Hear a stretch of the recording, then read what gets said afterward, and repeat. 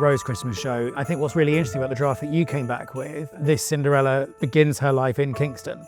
It means that we can make local references that people will know, and we can make a joke about Richmond and make a joke about the bridge, and we all want to make jokes about Richmond. But it also hopefully means that people can see themselves in it. Because we do kind of start in this image of Christmas that I think everybody knows. We're just left with this sense of like, okay, there's just not enough time before we have to be happy. Just the pressure of Christmas every year. And so obviously, it is still the story of Cinderella. It is still absolutely a fairy tale. So our central character, Ella, is unhappy, you know, on the day before Christmas, and she ends up magically being transported to this fairy tale kingdom. The most exciting thing is that kind of opportunity to travel into a different world.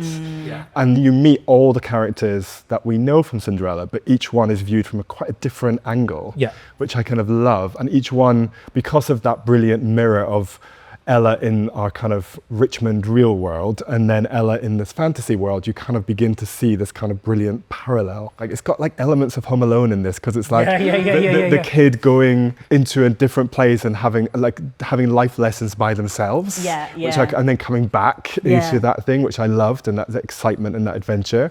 It's going to be magic. It's going to be magic. It's going to be great. And I think you phrased it really beautifully when we first spoke. You're like, well, this isn't a play about happy endings, it's a play about happy beginning. The nice thing about that as well is showing a blended family who fight, who don't agree with each other, and who are kind of trying really hard to get along, but trying a bit too much, and everything's getting a bit weird and tensiony, go through something and argue, and then like apologise and be fine, and have the happy start. It's really fun, and the movement that's going to happen, what we're going to get the young people involved in, it's going to feel very poppy, I think, which I'm quite excited about. At the heart of Cinderella is a story. She falls in love in the traditional story with Prince Charming. In your version, he's called Prince Chadley, and he has two best friends, Radley and Bradley.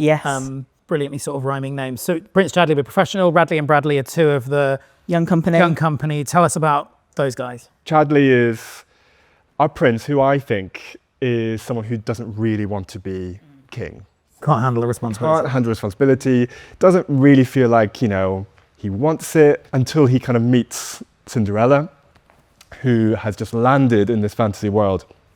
And they have this great kind of scene where the prince is in disguise trying not to be the prince, and then she kind of casts herself as a princess, and then you're kind of like dealt with this love story that's so much immediately more complex than what we're expecting. And then I think because of that, he kind of suddenly wants to become a prince again, because there's this girl that's really beautiful. But I think there's just something really interesting about him as a character, and I think something that young boys will recognize in that sense of the expectation and pressure they might feel at times in their life, that he's kind of going, no, actually, I want to step away from it.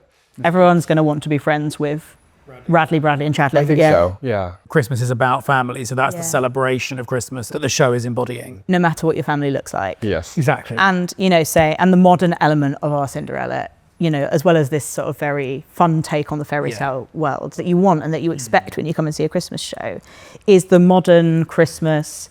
It's not what it looks like in the picture books, but that doesn't mean it's any less important, and that doesn't mean it means any less.